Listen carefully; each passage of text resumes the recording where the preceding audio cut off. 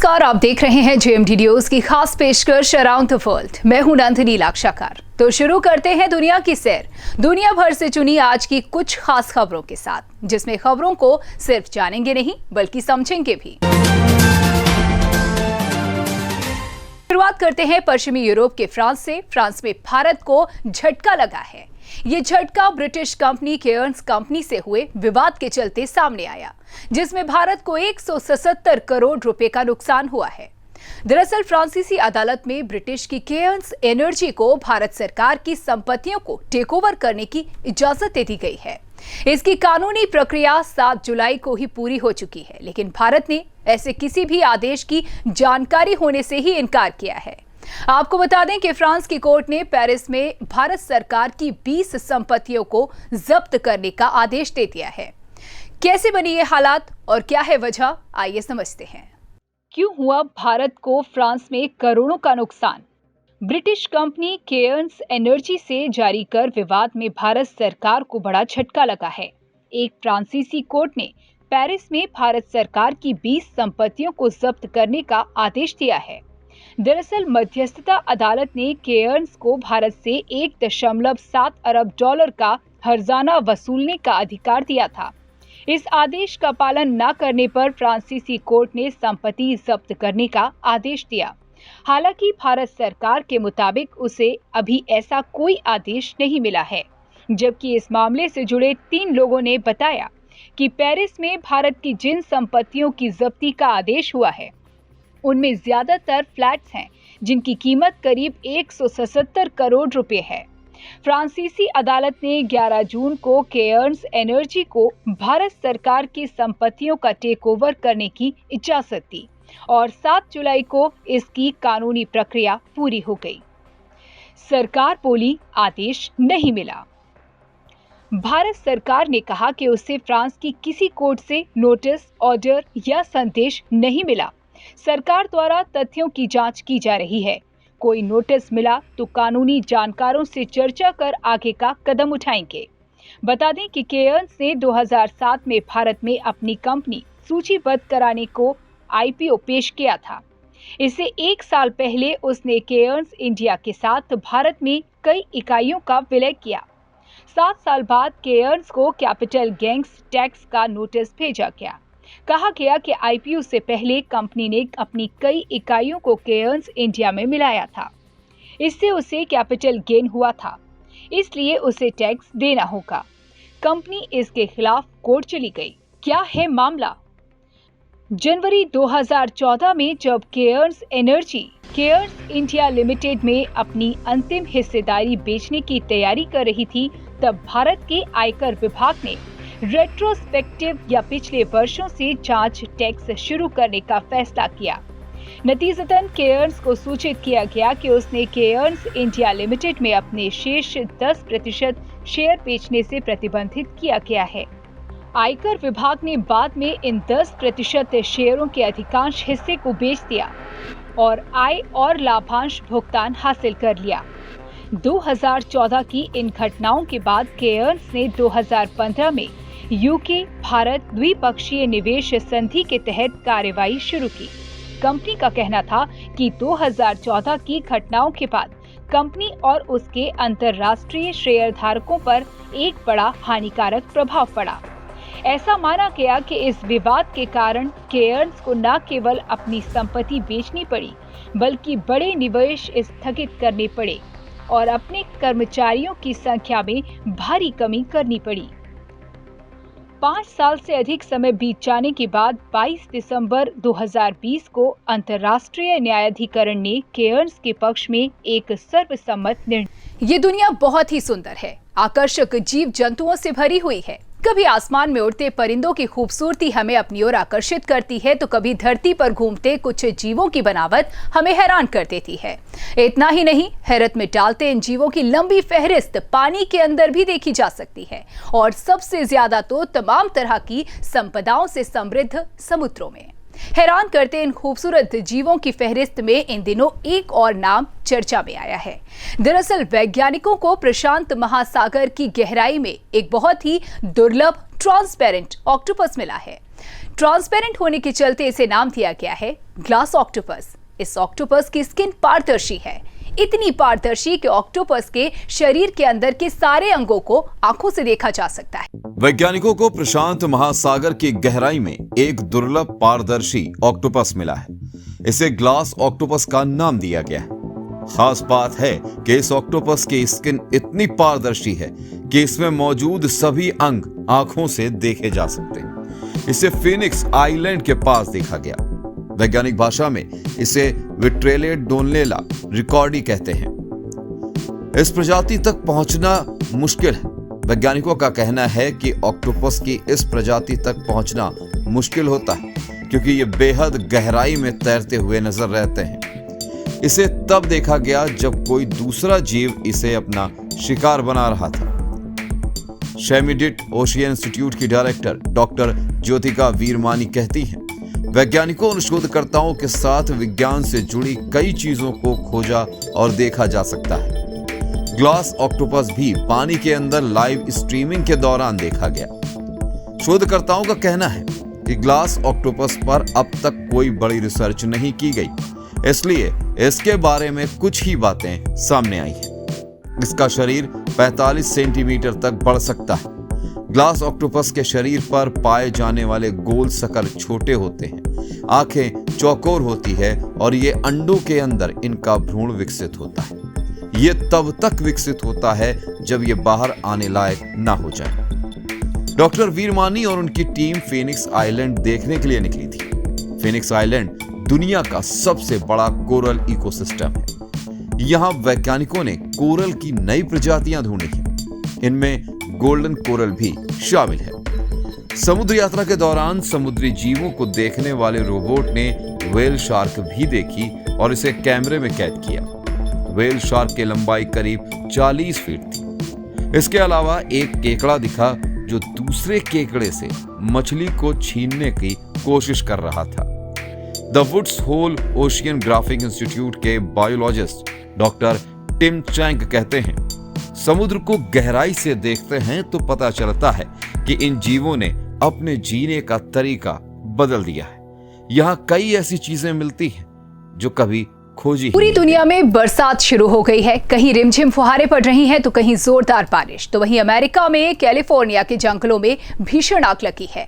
America में ये आग 1 या 2 दिन से नहीं बल्कि पिछले 1 महीने से लगी हुई है। ये आग यहाँ के 100 से भी ज्यादा जंगलों में बुरी तरह फैल गई है और इनमें सबसे ज्यादा प्रभावित राज्य कैलिफोर्निया और ऑरेगन है। इन दोनों राज्यों में जंगल की आग लगभग 4250 वर्ग किलोमीटर क्षेत्र में फैल गई है, जिसकी वजह से इन दोनों राज्यों के करीब 10 लाख से भी ज्यादा लोगों को अपना घर तक छोड़ना पड़ रहा है। पश्चिमी अमेरिका सूखा और गर्मी के बाद भीषण आग से जूझने लगा है। ये आग 10 राज्यों में फैल चुकी है, लेकिन 3 राज्य कैलिफोर्निया, ऑरेगन और एरिजोना में सबसे भीषण आग लगी है, जो हर दिन शहरों की तरफ बढ़ रही है। पिछले 14 दिनों में इन तीनों राज्यों का 3 लाख एकड़ इलाका जलकर खाक हो चुका है। सबसे पहले 9 जून को कैलिफोर्निया में आग लगी थी। इसके बाद ओरेगन में 6 जुलाई को और एरिजोना में 9 जुलाई को आग लगी थी। अमेरिकी फायर फाइटर्स विभाग के प्रवक्ता ने बताया कि कैलिफोर्निया में बिजली गिरने की वजह से आग लगी थी, लेकिन ओरेगन और एरिजोना में कैसे आग लगी, इसकी जांच चल रही है। दूसरी ओर इस आग ने हजारों परिवारों को घर छोड़ने पर मजबूर कर दिया है। आग से बिजली आपूर्ति में भी दिक्कतें हो रही हैं। वैज्ञानिकों का कहना है कि जलवायु परिवर्तन और सूखा आग को और भी खतरनाक बनाता जा रहा है। मानव जनित जलवायु परिवर्तन और दशकों से आग पर काबू पाने से ईंधन का भार बढ़ गया है, जिससे पूरे क्षेत्र में आग की स्थिति बढ़ गई है। आग लगने से इन राज्यों का तापमान 57 डिग्री तक पहुंच गया है, जो धरती पर सबसे गर्म बताया जा रहा है।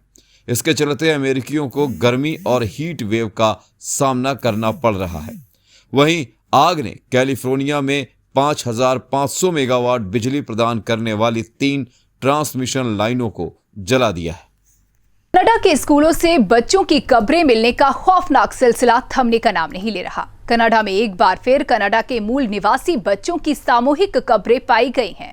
बच्चों की ये कब्रें कैथोलिक चर्च के पूर्व स्कूलों के हॉस्टल से पाई जा रही हैं, जिसको लेकर मीडिया में एक नई बहस छिड़ गई है।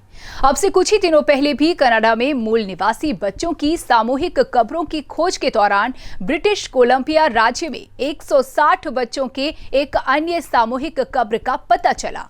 अब तक कुछ हजार बच्चों की कब्रों का दर्दनाक आंकड़ा सामने आ चुका है, जिसने सभी के मनों में आक्रोश भर दिया है। कनाडा के प्रधानमंत्री जस्टिन ट्रूडेau ने भी खबर पर दुख जताते हुए घटना को दिल दुखाने वाली बताया है।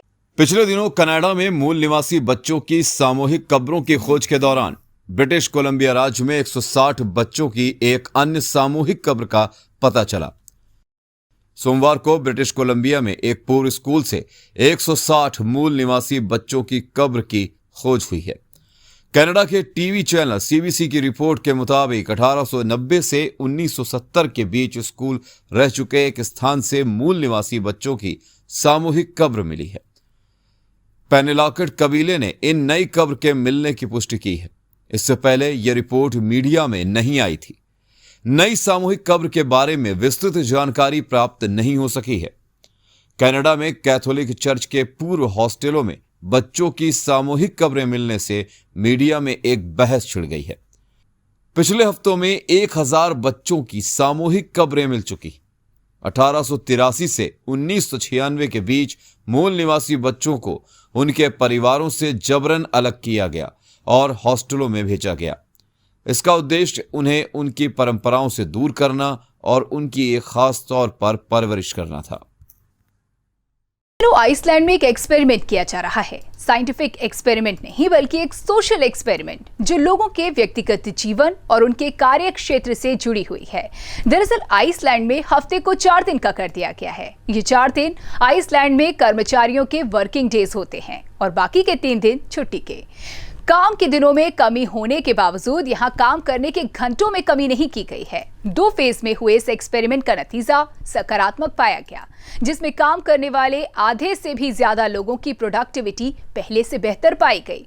भारत में भी इस तरह के फेज के ट्रायल की बात सुनने में आने लगी थी, जिसका बीते मार्च महीने में ही केंद्रीय श्रम मंत्री संतोष गंगवार की ओर से लोकसभा में खंडन करते हुए स्पष्ट किया गया कि फिलहाल केंद्र सरकार के अधिकारियों के लिए सप्ताह में 4 दिन या 40 घंटे काम करने जैसा कोई प्रस्ताव नहीं है। अक्सर हम अपने ऑफिस के काम में इतने मशगूल हो जाते हैं कि अपनी निजी जिंदगी को समय देना भूल जाते हैं। लेकिन दुनिया में एक ऐसा देश भी है जहां के लोग 4 दिन ऑफिस जाते हैं और बाकी दिन अपने परिवार या दोस्तों के साथ बिताते हैं। लोगों के जीवन से तनाव कम करने के लिए अब अक्सर काम के घंटे कम करने की बात की जाती है, लेकिन एक देश ऐसा है जो इस दिशा में काफी आगे बढ़ चुका है। आइसलैंड लोगों के काम के घंटे कम करने को लेकर 2015 से एक एक्सपेरिमेंट कर रहा है। आइसलैंड ने 2015 में 2500 से ज्यादा एम्प्लॉयज के साथ हफ्ते में 4 दिन काम करने का एक्सपेरिमेंट शुरू किया था। इसे 2 फेज में पूरा किया गया। पहले फेज में ये ट्रायल 2015 से 2019 के बीच द रेविकजेविक सिटी ट्रायल के तौर पर चला और दूसरे फेज में 2017 से 2021 के बीच द आइसलैंड गवर्नमेंट ट्रायल के रूप में हुआ। क्या परिणाम निकला इसका? आइसलैंड सरकार देखना चाहती थी कि काम के घंटे कम करने से क्या काम पर भी असर पड़ता है। सरकार ने पाया कि इस ट्रायल से लोगों की प्रोडक्टिविटी या तो पहले जैसी रही या कुछ मामलों में इसमें सुधार देखा गया। मतलब कि काम के घंटे कम करने से काम कम नहीं हुआ। यह बदलाव हर तरह के वर्क प्लेस में महसूस किया गया। इस तरह ट्रायल के नतीजे काफी पॉजिटिव रहे। ट्रायल के पॉजिटिव परिणामों के आइसलैंड की ट्रेड यूनियंस और उनकी कन्फेडरेशन लोगों के काम के घंटे कम कराने में सफल रही है। अब देश की लगभग 86% कामकाजी आबादी के पास कम देर काम करने का अधिकार है। बाकी इस ट्रायल के लोगों की निजी जिंदगी में भी कई फायदे हुए। आइसलैंड की सरकार ने देखा कि इस एक्सपेरिमेंट से उन वर्क प्लेस के लोगों का वर्क लाइफ बैलेंस बेहतर हुआ जहां काम के घंटे घटाए गए। वहीं काम और निजी जिंदगी के बीच होने वाले कॉन्फ्लिक्ट्स में भी कमी आई। निजी जीवन में तनाव कम हुआ। इस एक्सपेरिमेंट का सबसे अधिक लाभ सिंगल पेरेंट्स को हुआ। काम के कम घंटों की वजह से उनकी रोजमर्रा की जिंदगी पर पॉजिटिव इम्पैक्ट पड़ा और लाइफ से निगेटिविटी कम हुई। बच्चों के साथ समय बिताने को भी मिला। इस ट्रायल ने महिलाओं को विशेष राहत दी। घर के कामों में पुरुषों की भागीदारी बढ़ी, खास करके साफ सफाई और खाना पकाने में। वहीं सभी लोगों को शॉपिंग, क्लीनिंग इत्यादि के लिए भी ज्यादा वक्त मिल सका।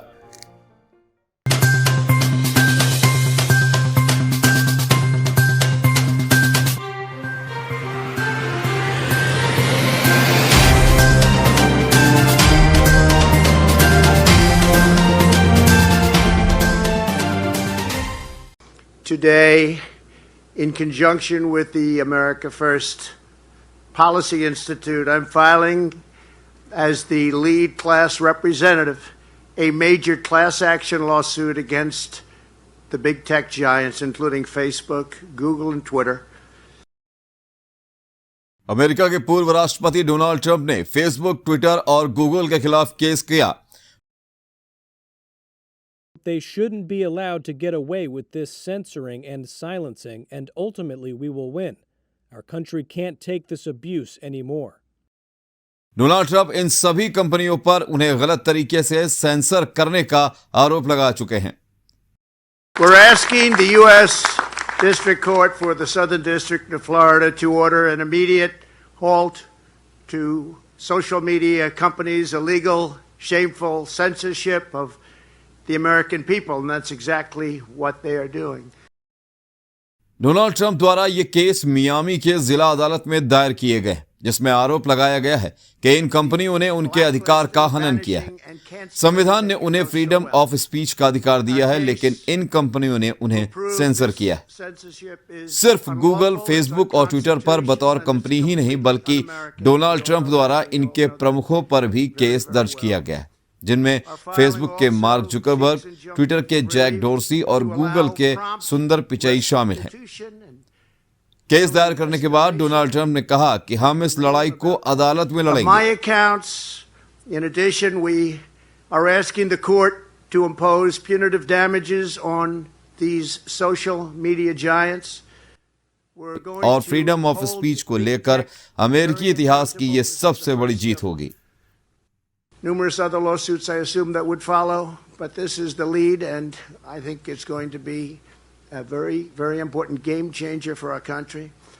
It will be a pivotal battle in the defense of the First Amendment, and in the end, I am confident that we will achieve a historic victory for American freedom, and at the same time, freedom of speech.